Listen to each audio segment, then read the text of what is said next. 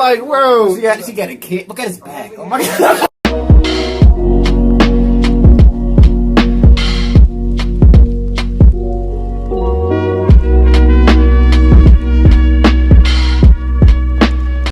Welcome back, man. Guess who we got today for y'all? George Peterson, my guy. God damn, Jordan Peterson. You know, it's been a while. He actually just came back as went on his YouTube channel. He's like back from like, I guess he went to therapy, or he was going through like a therapy or something like that. He was going through a lot, taking like different medications for his anxiety and all that. And that just goes to show too, even him, a doctor, you know, working in college or getting fired from college job and all this stuff. I'm sure him expressing his opinions takes a lot out of him because of the repercussions. Even though it's honest, true opinions about himself, that he's not being disrespectful. You might find it disrespectful because it disregards your beliefs, but it's just an opinion. Exactly. And then people are constantly going to be bombarding him on Instagram, on any social platform that he has. I can only imagine all the things like, oh, I hope you die in a car wreck or stupid stuff. Comments and stuff. Yeah, people just send to him just because he's expressing his opinion. All the interviews he's doing with all these people, like he's... And they're just talking to him and got him cornered in between two people or talking over him. Like just trying to like, like get at him, demasculate him, which is crazy because this video, today we're watching Jordan Peterson on toxic femininity. Yeah. Anemones. Toxic femininity. Yeah, man. About 3 years ago, I was interviewed by The Economist, and we were talking about aggression. And I said that men are, on average, more aggressive than women, or they're more physically aggressive. Among children, for example, boys are more likely to kick, hit, bite, and steal. And that's not a bad operationalization of aggression, let's say. And then if you look within boys, a small proportion of the boys are that way at 2. Most of them get socialized out of it, but those that don't are stably antisocial and criminal into the adolescence and adulthood. And then that burns out around 27, 28. That's the developmental trajectory of aggression. Doesn't look like it's learned. Okay, so however, there's something else. So that's interesting enough. It's like, it's there at 2. It's a rage circuit. It's an old biological circuit. And it gets controlled. And most aggressive kids are socialized by the time they're 4. And if they're not, you can't socialize them after that. That's also very interesting and rather disheartening. But women, girls, however, they are more aggressive than males if you measure aggression differently. They use reputation destruction. So, well, we've seen what happens with social media. Physical aggression doesn't translate to social media. No. But reputation destruction, that translates to social media unbelievably well. So maybe it's time to have a little chat about toxic femininity. Well, there we go. Right, John, I've got a little piece of paper here with some of the questions we were going to ask you. And the next one on my list is, why do people hate you? I think you've answered that. Why? So actually, why do you think? Why do you think? I mean, well, look, I was going to ask you this. But what would you point to? Well, let me ask you this, because I think this is an important part of it. Helen Lewis, who's interviewed you and who wrote a review of your book. She hates me. Yeah, she hates you. I've met Helen Lewis, and she's interviewed me, and of all the things you might say about her, you wouldn't say that she was stupid, and you wouldn't say that she was poorly educated, right? So I might say that. I was being generous. She took advantage of the education that was offered to her, but education is so corrupt that mastering it makes you an expert at nonsense. Touche, I'll accept that. But let's just go with the she's intelligent point. So she should be able to understand your arguments, and I'm sure she...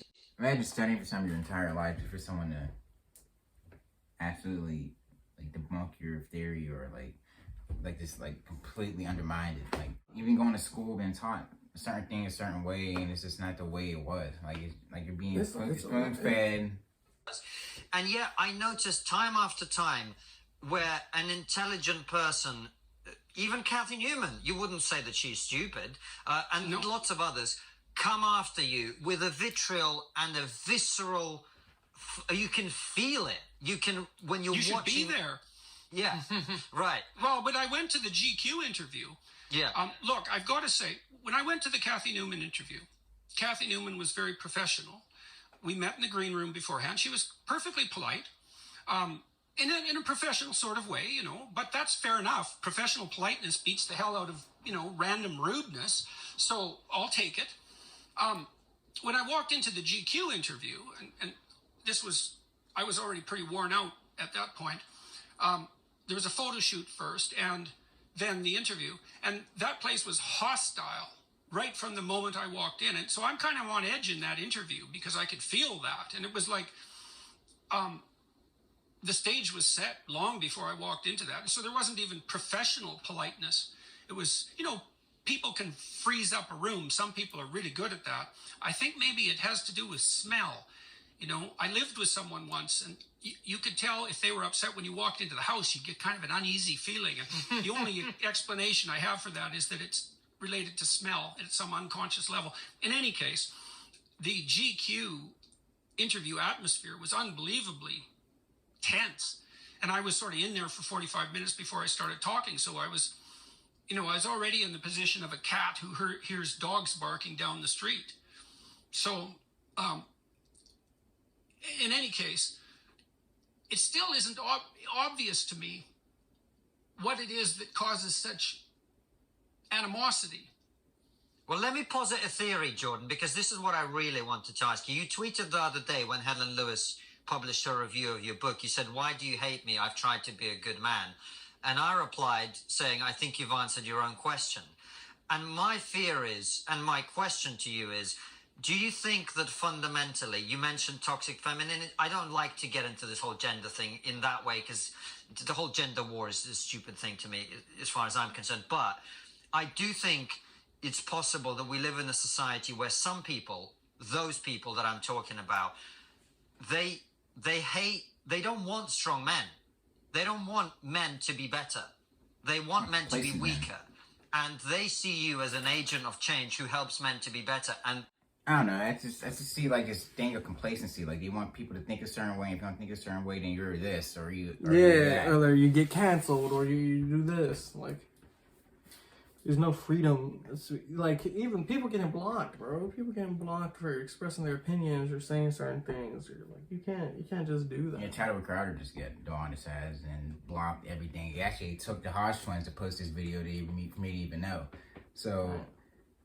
I don't know, man. I feel like it's just the accessibility to the social media. Like everyone has the ability to push their opinions. So now it's like this wide board of like if people who think this way, now there's like 1,000 people who can post this giant picture like, oh, we matter over here. You need to read this and understand why what you said offended me. It doesn't matter what I said that offended you. It's like, unless I said it to you to your face and it's like blatantly disrespectful. Said your name specifically, pointed you out. Like. It's like, what are you talking about? And then you have people that just go and they throw nonsense out there just because they can. You know, that abuse the power of, you know, social media, that they just say whatever they want. I've seen something where it's like, our society is like, especially with race and gender, there's just the fire ants and they're like the regular black ants. I don't know what you call them. I don't know the scientific term, whatever. We get the fire ants, you get the regular black ants in a jar.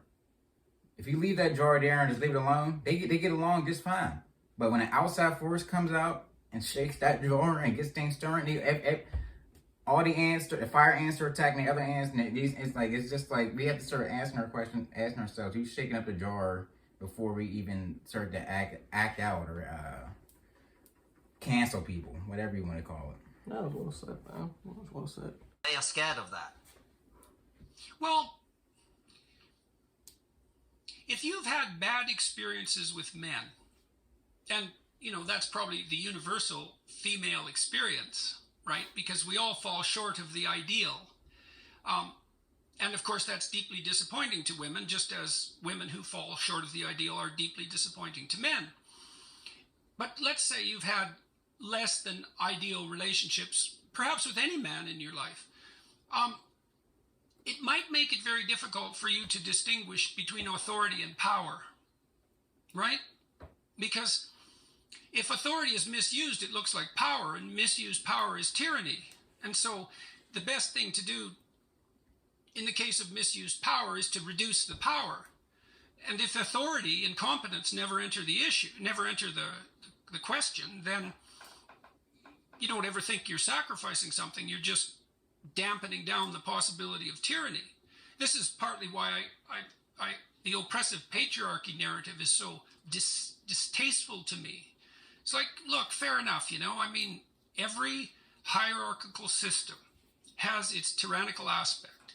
And you might say, well, let's get rid of hierarchies. It's like, no, sorry, you can't even see without a hierarchy, because you have to decide what you're going to look at. And you privilege what you're looking at over all the things you aren't looking at, and you produce a value hierarchy instantly. There's no escape from that unless you could equally attend to everything all the time, which you can't. So you're stuck with hierarchies. There's no escape from them. That doesn't mean they're universally benevolent, because they're not. And they get warped by power. But just because they get warped by power doesn't mean that that's their essence. Authority is their essence, and that's competence, right? But if you can't distinguish those two, well, then it's all out assault on anything that looks like power. So, and there's a huge element to that. It's so unfortunate, because you see all the then right just been laughing, just be like, boys get punished for their ambition, you know, and because that looks like the route to power. I had friends who were so guilty about their ambition that, well, in one case, it killed him. He committed suicide. Now, he had his problems, you know, but one of them was that he was unbelievably guilty about being white, about being an oppressor, about any human activity, because he associated that with the despoiling of the planet. And it's not like we don't hear that story over and over and over. Say, we're not going to pretend how dude on the right was just laughing the whole time. I don't think I ever heard him say anything the whole thing. No. Hey, but Jordan Peterson clearly knows what he's talking about. And he what he does too, what I like, he doesn't try to make people feel stupid. No. He never tries to make them feel stupid. He never tries to... He gives you the terms, you need to understand it, and he broadens it out to where you can... He tends to broaden it out. Like, sometimes he can begin to jab and what's his name? He can his combination of words can be confusing sometimes, but like if you're getting the overall broad statement, like you can understand what he's saying. Like, exactly. It's very simple. Like he said, it's about what do you say? It's about. He said authority is competence. It's like obviously. I'm trying to fucking word this right. Bro, and that's the thing. It's not easy to word it. It's not easy. That's why people have such hard Exactly. trouble. These systems are ran by people like us. We have. The systems are ran by people. They're imperfect. But we have to be able to uphold them, be able to recognize when someone may be abusing their authority, not just because they're male, but because they're actually abusing power. Well, that's not it too. You got to recognize when people are just uneducated. You can't get that line mixed between people who are uneducated that are willing to learn, or people who abuse their power and are there just to create chaos. Because then if you don't build a line between them, you get the two mixed up, and the person who's willing to learn and find something different and new get corrupted and just want to make chaos. Especially if you just cancel them and don't give them a chance to grow. Exactly. And it's like, come on, man. Let us know if you enjoyed this reaction. More Jordan Peterson videos going to be on the way. Make sure you hit that like button, subscribe, and share, man. We'll see you next time. Peace. Peace.